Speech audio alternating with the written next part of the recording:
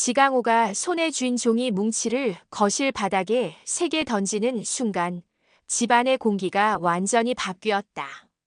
종이들이 바람에 날리듯 흩어지며 바닥에 떨어졌고 거실은 순식간에 얼음처럼 차가워졌다. 그의 눈이 붉게 달아오르며 가쁜 숨소리가 정적을 깨뜨렸다. 주먹을 불끈 쥐었다 폈다 하며 온몸이 분노로 떨렸고 억눌러왔던 감정들이 한꺼번에 터져 나오려 했다.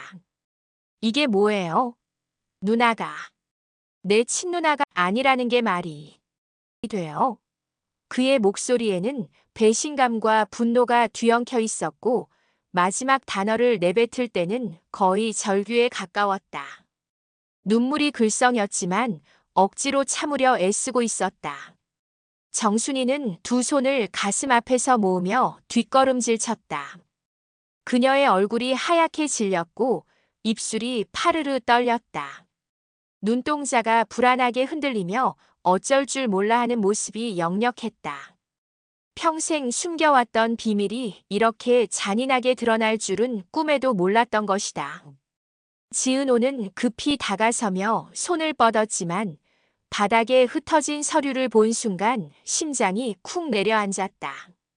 친양자 입양이라는 글자가 선명하게 눈에 들어왔고 얼굴에서 핏기가 싹 빠졌다.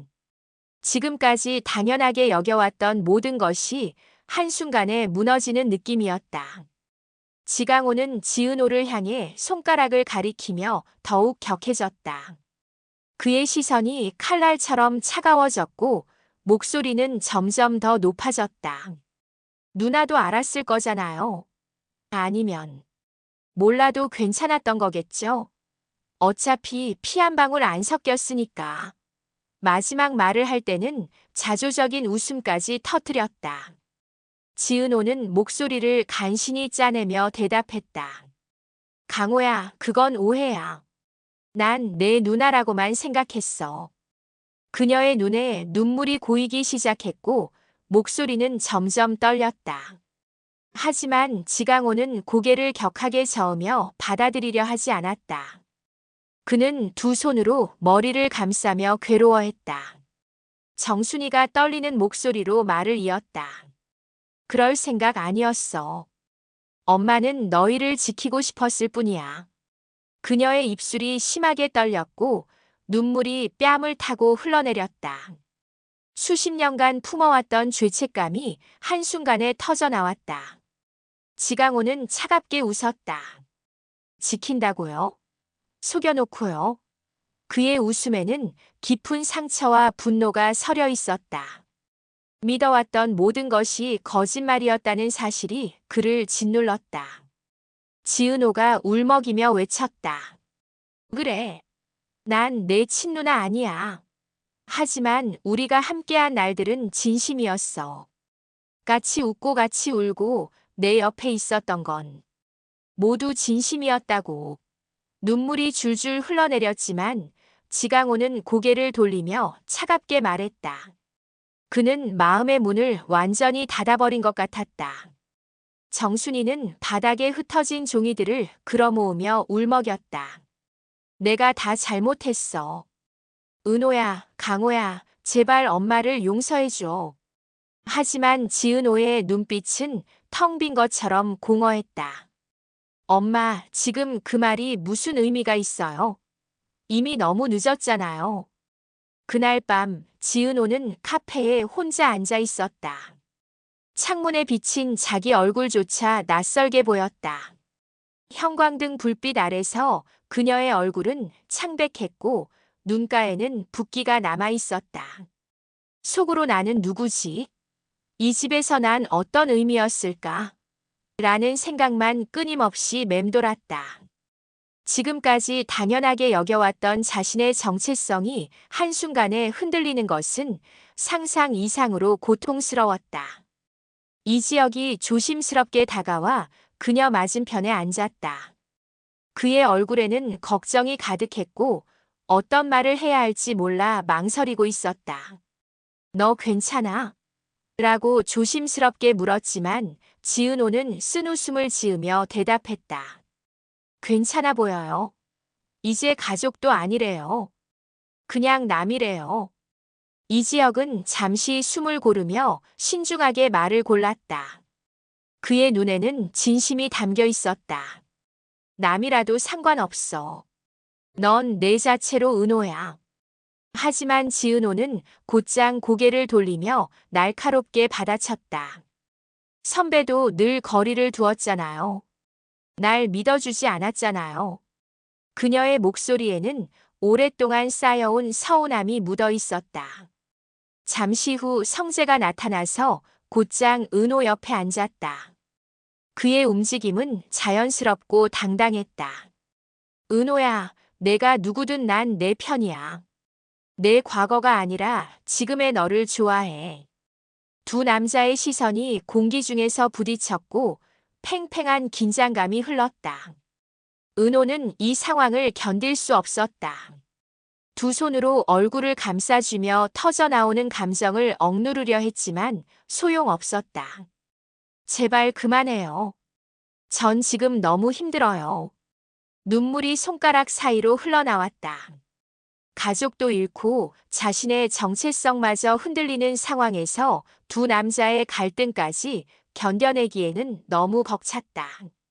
며칠 뒤 지은호는 고급 레스토랑에서 고성희와 마주하게 되었다. 고성희는 여유로운 표정으로 와인잔을 기울이며 그녀를 바라보고 있었다. 값비싼 보석들이 조명 아래서 반짝였고 그녀의 미소에는 계산된 차가움이 담겨 있었다. 넌 참 불쌍하구나. 빛나는 곳에 있어야 할 아이였는데 평범한 집 딸로 묶여버렸네. 고성희의 목소리는 마치 독사의 속삭임 같았다. 겉으로는 동정하는 것 같지만 그 안에는 교묘한 조종 의도가 숨어 있었다. 지은호가 곧장 맞섰다. 저한테 엄마는 정순이에요. 그녀의 목소리는 떨렸지만 단호했다. 하지만 고성희는 피식 웃으며 더욱 깊숙이 파고들었다. 그 여자는 널 숨겨버린 여자일 뿐이야. 내가 진짜 어떤 삶을 살 수 있었는지 빼앗아간 도둑이지. 고성희의 말은 독처럼 지은호의 마음에 스며들었다. 넌 내 피를 가졌어. 결국 나처럼 욕망을 알게 될 거야. 지금은 부정해도 언젠가 내 안에서 고개를 들 거야. 지은호는 흔들리는 마음을 붙잡으려 애썼지만 고성희의 말들이 머릿속에 깊게 박혔다. 혈연의 끈이라는 것이 정말 존재하는 것일까? 자신도 모르는 사이에 고성희와 닮은 면이 있는 것은 아닐까? 넌 내 그림자에서 벗어날 수 없어. 고성희의 마지막 말이 귓가에 맴돌았다. 그 말은 예언처럼 들렸고 지은호의 마음 깊은 곳에 불안의 씨앗을 심었다. 그 무렵 지강호는 술과 도박에 완전히 빠져 있었다. 번화가의 어둑한 골목길을 비틀거리며 걸어가는 그의 모습은 초라했다. 사채업자들에게 쫓기며 숨어 다니는 신세가 되었고 혼잣말을 중얼거리는 일이 잦아졌다. 누나도 엄마도 다 거짓말. 난 뭐지? 난 누구지? 그는 벽에 기대어 서서 하늘을 올려다봤다. 별도 보이지 않는 회색 하늘이 그의 마음과 닮아 있었다. 가족이라고 믿어왔던 사람들에게 배신당한 상처가 그를 점점 더 깊은 절망으로 끌어당겼다. 결국 그는 모든 것을 포기한 듯 어디론가 사라져버렸다. 정순이는 밤낮으로 거리를 헤맸다. 목이 쉬도록 아들의 이름을 불렀고 발바닥이 까져도 계속 걸었다. 강호야, 엄마가 잘못했어. 제발 돌아와줘.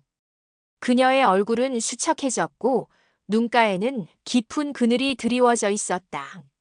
한때는 단란했던 가정이 한순간에 무너지는 것을 지켜보는 것은 견딜 수 없는 고통이었다. 지은호 역시 전단지를 들고 거리 곳곳을 다니며 강호를 찾아 헤맸다. 손끝은 차가운 바람에 빨갛게 얼었고 목소리는 쉬어가고 있었다. 속으로 강호야, 어디 있든 내가 널 찾을 거야. 포기하지 않을 거야라고 다짐하며 발걸음을 재촉했다. 그때 낯선 사내들이 나타나 비웃으며 말했다. 피도 안 섞였다면서 왜 그렇게 찾아? 내 동생 맞아. 그들의 조롱하는 시선과 말투가 지은호의 가슴을 찔렀다. 하지만 그녀는 눈빛을 반짝이며 단호하게 맞섰다. 피가 섞이지 않아도 강호는 내 동생이에요. 난 그의 누나예요. 그녀의 목소리에는 흔들리지 않는 신념이 담겨 있었다. 혈연을 넘어선 진정한 가족애가 무엇인지 보여주는 순간이었다. 밤이 되자 지은호는 다시 카페에 앉아 눈물을 삼키고 있었다. 창밖으로는 비가 내리기 시작했고 빗방울이 유리창을 타고 흘러내렸다. 나는 누구를 믿어야 하지? 어디로 가야 하지? 그녀의 마음은 갈피를 잡을 수 없었다. 이지혁이 다가와 젖은 우산을 접으며 그녀 앞에 앉았다. 그의 옷은 비에 젖어 있었고 숨이 조금 거칠었다. 급하게 달려온 것 같았다. 넌 어떤 이름을 달든 상관없어. 난 널 믿어. 넌 은호야. 그는 손을 내밀며 진심 어린 눈빛으로 그녀를 바라봤다. 하지만 지은호는 고개를 저으며 쓸쓸하게 속삭였다. 왜 이제 와서요? 제가 가장 필요할 때는 왜 침묵했어요? 그녀의 목소리에는 오랫동안 쌓여온 외로움이 묻어 있었다. 가장 절망적인 순간에 곁에 있어주지 못했던 아쉬움이 마음을 아프게 했다. 그 순간 성재가 문을 열고 들어왔다. 그의 얼굴은 단호했고 발걸음에는 확신이 담겨 있었다. 넌 늦었어, 지혁아. 그는 이지혁을 향해 차갑게 말한 후 지은호에게 몸을 돌렸다. 은호야, 나를 선택해. 난 널 위해 뭐든 버릴 수 있어. 두 남자의 시선이 불꽃처럼 부딪혔다. 공기 중에 팽팽한 긴장감이 흘렀고 지은호는 그 사이에서 질식할 것 같았다. 그만해요. 그녀가 절규하듯 외쳤다. 전 지금 동생도 잃고 제 자신도 모르겠는데 어떻게 사랑을 할 수 있겠어요? 그녀의 목소리는 절망으로 가득했다. 사랑은 사치처럼 느껴졌고 지금 당장은 가족을 찾는 것이 더 급했다. 제6장 운명의 소식. 며칠 뒤 충격적인 소식이 전해졌다.